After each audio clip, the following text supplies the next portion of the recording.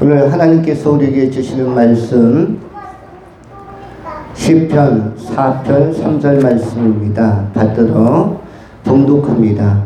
여호와께서 자기를 위하여 경건한 자를 택하신 줄 너희가 알지어다. 내가 그를 부를 때에 여호와께서 들으시리라. 아멘. 오늘은 경건한 자를 택하신 하나님이란 제목으로 세 가지로 말씀을 나누어서 상고하며 은혜 받도록 하겠습니다. 첫 번째, 공감. 두 번째, 친밀감. 세 번째, 택함. 먼저 생각하는 것은 공감에 관한 것입니다. 우리가 삶을 살면서 공감대를 형성할 수 있다면 그것은 참으로 좋은 일이고 소망이 되는 일입니다. 사회생활 속에서도 여러분 주변에 공감대를 형성할 수 있는 사람들을 만난다면 그것이야말로 따뜻하고 우정을 나눌 수 있고 소통할 수 있으며 대화의 풍성을 가져옵니다. 공감이라는 것은 대단히 중요한 일인데 하나님도 삼위일체 구조 안에서 성부, 성자, 성령은 공감하신 하나님이시고 공감대를 형성하신 하나님이실 뿐만 아니라 천국은 공감이 구체화되고 현실화된 영광스러운 나라입니다. 교회도 어떤 교회가 좋으냐면 성도들이 공감을 이루고 공감대를 가족적으로 따뜻하게 형성하는 교회가 좋은 교회입니다. 수천 명, 수만 명이 모이고 수십만 명이 모여도 공감대가 형성되어 있지 않으면은 그것은 그냥 모아놓은 집단에 불과한 것입니다. 의미 없는 다스는 큰 의미 없습니다. 모래알 수백 톤의 트럭에다 모래알 모아놓았다고 해서 좋은 건축이나 아름다운 집이 지어지는 것이 아니라 중요한 것은 공감인데 그것이 어떻게 연합하고 연대하면서 좋은 계획대로 청사진대로 구성물로 완성되어져 가느냐가 중요합니다. 우리 모든 성도는 하나님의 집이요 또 교회는 그리스도의 몸으로서 공감 안에서 어떤 공감이겠습니까? 삼일체 하나님 성부 성자 성령님의 사랑 안에서 그 말씀으로 지어져 가는 과정 안에 있는 우리 공동체, 바로 공감의 공동체라고 할 수가 있습니다. 공감의 공동체야말로 사도행전에 기록되어진 유무상통하는 교회요, 모이기를 소망하는 교회요, 모였을 때 떡을 떼며 친교를 나눌 수 있는 교회요, 서로가 서로에게 존재적인 힘과 위로를 주는, 존재적으로도 선한 영향력을 나타내는 그런 공동체라고 할 수가 있습니다. 오늘 본문에는 공감에 관한 것이 나와 있습니다. 공감 내지는 공감대, 어떠한 공감입니까? 오늘 우리 하나님께서는 누구를 선택했는가? 4장 3절에 여호와께서 자기를 위하여 경건한 자를 택하신 줄 너희가 알지어다. 여호와 하나님께서 선택한 존재, 여호와 하나님께서 세우신 존재는 어떤 공감적 요소 안에서 세웠느냐면은 자기와 닮음의 공감, 자기와 닮은 존재를 선택했다고 말씀하고 있습니다. 누구를 위하여? 자기를 위하여. 하나님께서 스스로를 자기라고 표현했습니다. 그리고 인간을 선택한 하나님의 파트너로, 하나님의 벗으로 하나님과 영원히 함께 살아갈 공감적 영역 안에서, 공감적 영원성에서 그 차원에서 우리를 교제의 대상으로 불렀는데 누구를 위해서냐면 하나님 자신을 위해서라고 되어져 있습니다. 하나님 자신을 위해서라는 것은 우리 인간의 구조가, 구성 요소가 처음부터 하나님의 형상과 모양으로 만들어졌기 때문에 우리 안에는 하나님과의 일치성 내지는 공감적 요소, 공감적 구성 요소가 아주 많습니다. 창세기 1장 26절, 27절의 성경이 이렇게 기록을 합니다. 하나님이 가라사대 우리의 형상을 따라 우리의 모양대로 우리가 사람을 만들고 그로 하나님 바다의 고기와 공중의 새와 육축과 온 땅과 땅에 기는 모든 것을 다스리게 하시고 하나님의 자기 형상 곧 하나님의 형상대로 사람을 창조하시되 남자와 여자를 창조하시고 하나님이 그들에게 복을 주셨으며 하나님께서 형상과 모양이라는 표현을 창세기 1장 26절 27절에 사용하고 있습니다. 그런데 하나님께서는 누구와 공감을 잘 형성하느냐? 자기의 형상과 모양을 갖춘 인간과 공감을 잘 하십니다. 그럴 뿐만 아니라 그러한 존재가 영적으로 살아나서 예수 그리스도를 믿고 영접하여 하나님의 자녀가 될 때 그것을 갖다 본문에서는 택하신 자라고 표현하고 있습니다. 자기를 위하여 자신의 경건성을 확보한 경건성이 그 인간 안에도 있는 그 존재에 대해서 굉장한 신뢰와 그리고 찬사를 보내고 있는 것입니다. 그리고 굉장한 우정과 따뜻한 사랑을 표출하고 있는 것입니다. 하나님은 누구와 특별히 친한가? 누구와 공감하시는가? 하나님의 형상과 모형으로 만들어진 그런 인간과 친밀하신데 인간과 소통하기를 원하시는데 그 가운데서도 예수를 믿고 생명이 거듭나 회복되어진 그런 택한 백성들, 성도들과 굉장히 우위와 사랑을 나누시겠다고 말씀하고 있는 것입니다. 그러므로 성도 한 사람 한 사람이 예수를 바로 믿으면 하나님은 기뻐하고 또 기뻐하는 것이며 그 안에서 경건함을 발견할 때마다 하나님은 감동받으시고 하나님은 그 보람을 느끼시는 것입니다. 예수 잘 믿는 것이 하나님께는 가장 큰 보람이요 기쁨이라고 할 수가 있습니다. 부모님들의 경우에는 어떤 것이 기쁨이 되냐면 자녀들이 부모님의 말씀을 경청해서 들을 때 진지하게 들을 때 그때가 부모님에게는 제일 기쁩니다. 효자가 누구입니까? 효녀가 누구입니까? 효손이 누구입니까? 말씀하는 어른의 말 한마디 한마디를 경청해서 진지하게 듣고 그대로 따르려고 하는 그러한 자녀, 그러한 손주들이 굉장히 복되고 굉장히 기쁨을 주는 것입니다. 세상적으로 두각을 나타내느냐 그렇지 않느냐는 두 번째 문제입니다. 먼저 그 어른들을 존중할 수 있느냐. 마찬가지로 하나님에게 있어서는 하나님의 백성들이 하나님의 말씀을 경청하고 존중할 때 그러할 때 하나님은 감동을 느끼시고 기뻐하는 것입니다. 그것이 구현되는 것을 실현되는 것을 믿음이라고 합니다. 하나님을 경외하고 하나님의 말씀을 경청하는 것이 반응적으로 나타나는 것이 외적으로 구현되고 표출되는 것, 그것을 믿음이라고 하는 것입니다. 그래서 예수님께서는 사복음서에서 지상에 사역을 하시면서 믿음 있는 자를 볼 때마다 기뻐하셨습니다. 진실로 진실로 내가 네게 이르노니 이만한 믿음을 내가 보지 못했다. 믿음으로 구원을 얻는다. 믿음이라는 것이 바로 하나님의 말씀에 대한 공감 또 그거에 대한 응답이라고 할 수가 있습니다. 올 2026년도도 여러분의 믿음이 참 좋아서 하나님과 공감하시면서 소통하시면서 동행하는 복을 누리실 수 있기를 축원합니다. 두 번째로 친밀감입니다. 친밀감. 하나님은 어떻게 보면 현실주의자이십니다. 하나님은 현실주의자입니다. 왜 그렇습니까? 하나님은 하나님의 나라는 시간 개념이 역사 개념이 과거, 현재, 미래로 되어 있지 않습니다. 하나님의 나라는 항상 현실만 있고 현재만 있습니다. 우리가 과거라고 이야기하는 것도 그것은 흘러갔다고 생각하는 하나님의 그 현재적 시간이고 그리고 현재라는 것은 경험하고 있는 하나님의 현재입니다. 미래라는 것도 다가오는 하나님의 현재이고 과거는 우리가 흘러갔다라고 생각하는 하나님의 현실이고 현재는 경험하고 있는 하나님의 현실입니다. 미래는 앞으로 다가오고 있는 앞에서부터 내게로 다가오고 있는 경험할 현재입니다. 그래서 모든 것은 현실이고 현재입니다.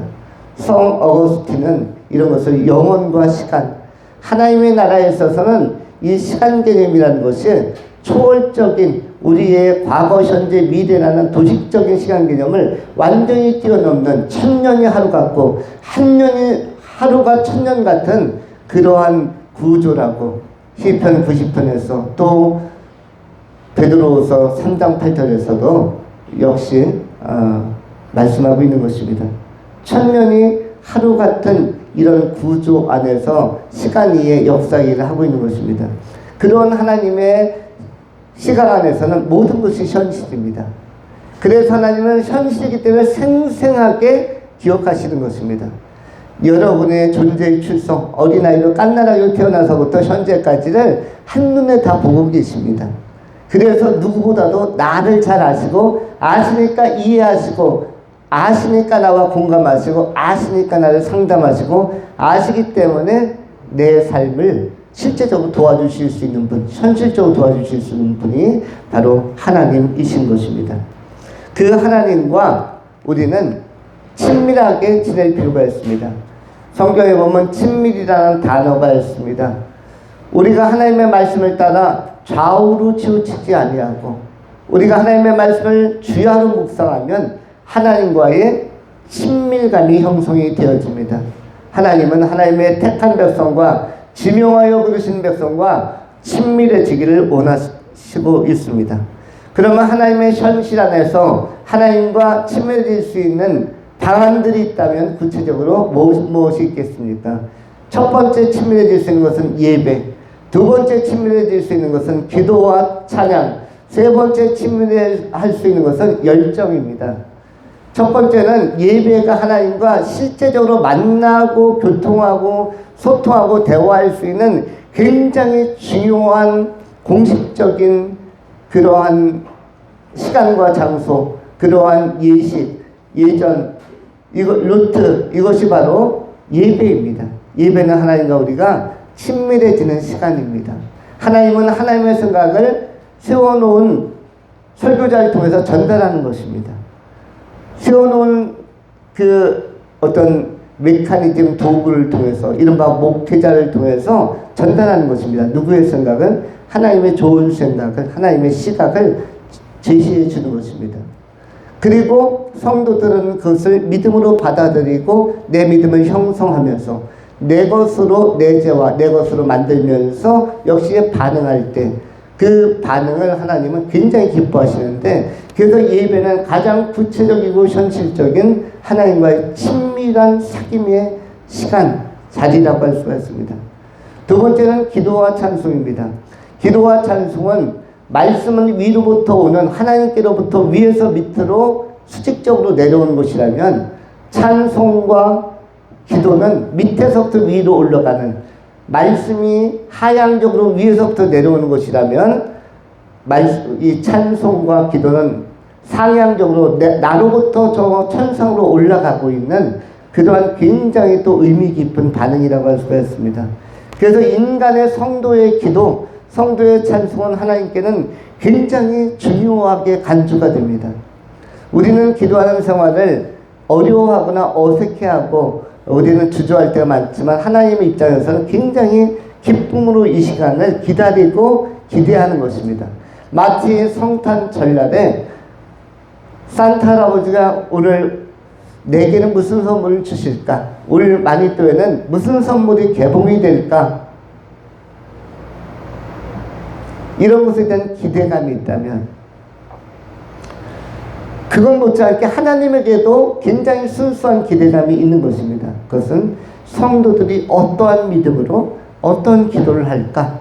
어떤 찬송을 할까에 대한 기대감이, 그리고 나는 어떻게 어느 시점에 응답할까? 하나님도 설레이는 것입니다. 하나님을 설레게 하는 사람들이 지혜 자유, 행복자입니다. 왜냐하면 그것은 다 응답받고 하나님의 기쁨이 드는 사람들의 기도와 찬송, 이것은 굉장히 능력이 있고 이것은 또한 열매가 좋고 상급으로도 나타나기 때문입니다. 우리가 일상적인 그 삶은 지금까지 해왔던 대로 하고 할 수 있는 대로 하면 된다고 했지만은, 그러나 특별한 것들을 체험하려면 기도와 찬송이 반드시 따라야만 특별한 경험, 안 풀렸던 문제도 풀리고 해결하지 못했던 문제도 해결해내는, 넘어서는 능력, 이런 초월적인 그런 체험적 은혜의 자리를 맛볼 수가 있는 것입니다. 2026년도는 우리가 기도하며 찬송하며 또한 나가면서 하나님과 친밀해지는 것이 또 중요합니다. 세 번째 요소가 뭐라고 했죠? 열정입니다.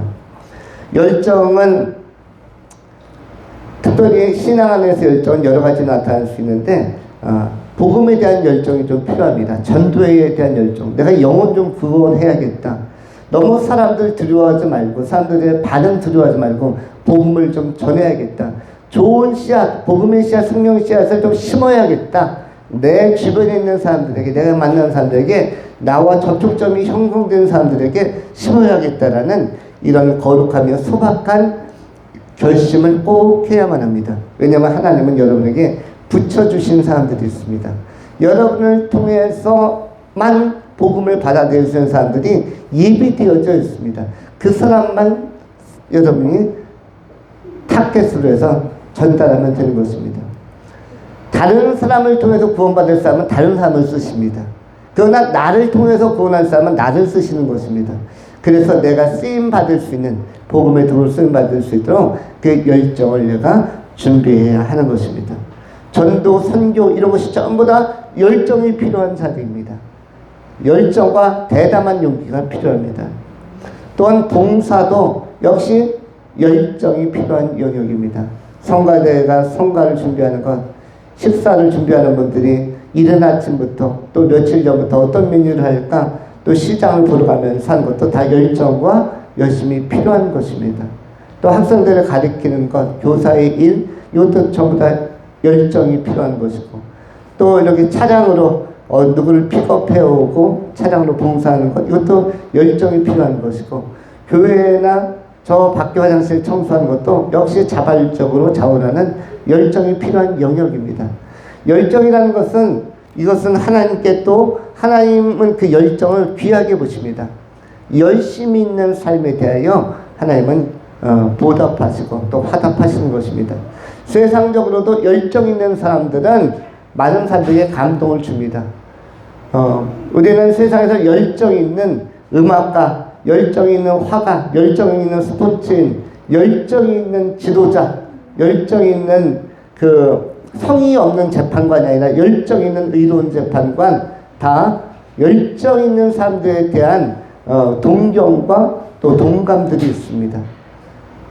스포츠인들도 대충 슬렁슬렁 뛰다가 볼을 뺏기면 너무너무 보는 팬들이 실망합니다. 근데 열정적으로 지금 현재 미국과 한국에서 또 유럽에서 열정 있는 스포츠인이 그 화두가 되고 있는 사람이 있죠. 손흥민이라는 사람이 있죠.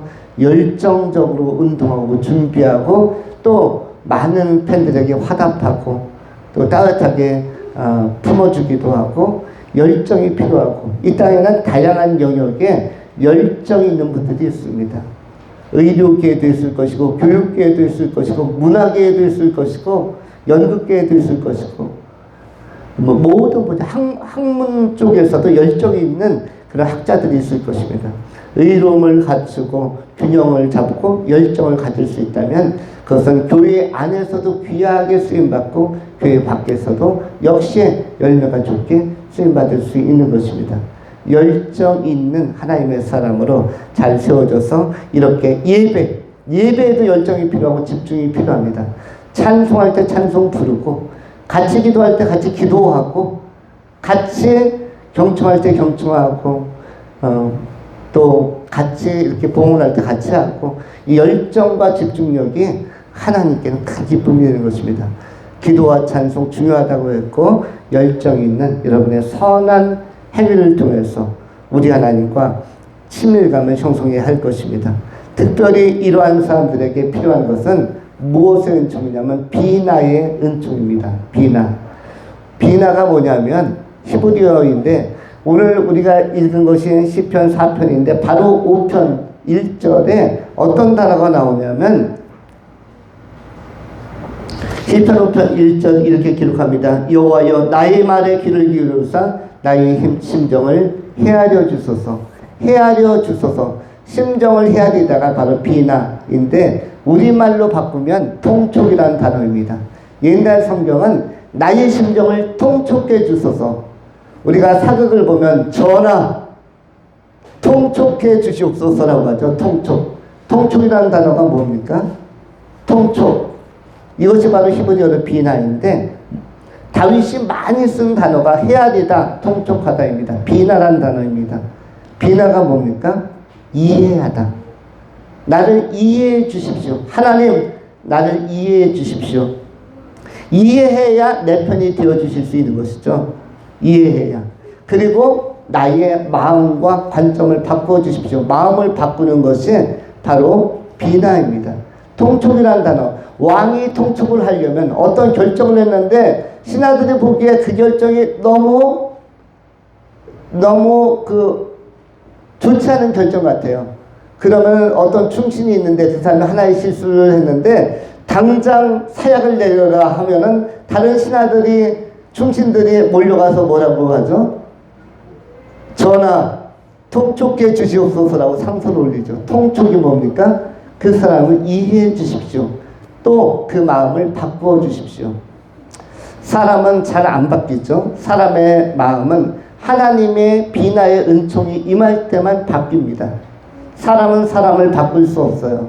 사람은 자기 죄를 해결할 수도 없고 자기 생각을 바꾸기도 어렵습니다. 그 사람을 완전히 바꾸어내는 것은 하나님의 손길인데 그것이 바로 비나입니다. 하나님께서 그 사람의 마음을 바꾸고 또는 어떤 때는 내 마음을 바꾸고 내가 더 좋은 사람으로 갱신하고 성장하길 원하는데 내가 잘 안 바뀝니다. 그것을 하나님께서 통촉해 주시고 헤아려 주시고 이해해 주시고 내 마음에 은혜 베푸시면 거기에서 내가 바뀔 수가 있는 것입니다.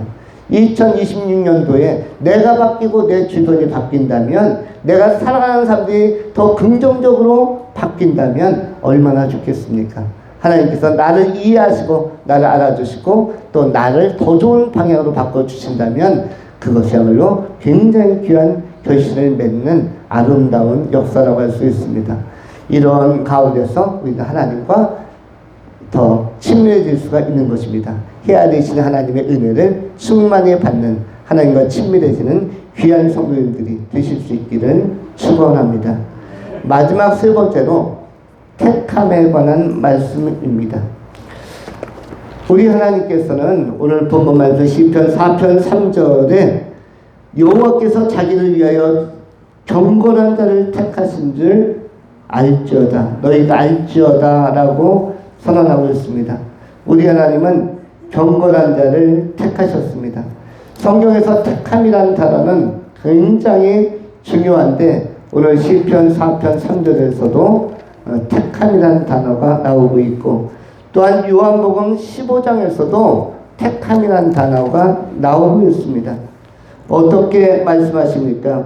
우리 하나님께서는 이렇게 말씀하십니다. 마태복음 22장 14절에서도 청함을 받은 자는 많으나 택함을 얻은 자는 적으리라. 택함이란 단어를 사용하고 있습니다. 또한 요한복음 15장에서도 우리 하나님께서는 너희가 나를 택한 것이 아니요 내가 너희를 택하여 불렀다라고 말씀합니다.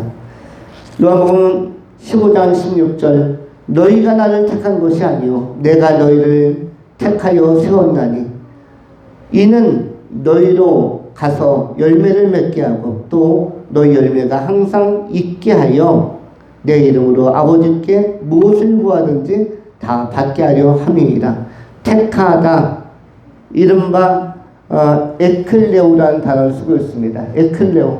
택하다라는 것은 가장 많은 무리 가운데 묻혀있는 가운데서 하나를 불려서 끌어내는 것입니다. 예를 들어서 여러분 광복절 특사, 3.1절 특사 이런 것이 있죠. 특별사면. 감옥에 있는 많은 사람들 가운데 교도관이 부릅니다. 몇 호 나오십시오. 수백 명의 수천 명의 죄수들이 있는데 그 중에 하나를 호명할 때 하나가 택해서 끌어내질 때 이것이 바로 뭐냐면 당신은 이제 형기가 끝났고 그리고 당신의 죄는 다 사면이 되었습니다. 국가 경축일 날 당신은 사면되었습니다. 이것이 바로 택하다라는 것입니다. 우리 하나님은 어떤 하나님이십니까? 하나님 자신을 위하여 택하시는 하나님이십니다. 그 선택은 올바른 선택이고 바른 선택인데 우리 자신이 바로 예수 믿는 우리가 택함 받은 귀한 종이라는 사실을 기억해야 할 것입니다. 천에 만에 하나 수많은 사람 가운데 그 많은 사람들이 있는데 그 중에서 나를 택하셨다. 그렇게 많은 사람이 청함을 받았지만 택함 받은 사람이 나다라는 이러한 그 현실 안에서 우리가 기뻐하고 또한 즐거워해야 할 것입니다. 여러분들이 부름받은 사람들, 택함받은 사람이라는 사실을 기억하면서 우리 하나님께서 하나님 자신을 위하여 택하여 세우신 종이라는 사실을 기억하면서 주님 앞에 더 아름답게 헌신해 가는, 자발적으로 우리 하나님을 추구해 가는, 예배해 가는, 또한 증거해 가는 귀한 성도님이 되실 수 있기를 축원합니다. 기도하겠습니다. 거룩하신 하나님, 자비하신 하나님의 크신 손길을 찬양합니다. 택함 받은 주의 백성들, 하나님과의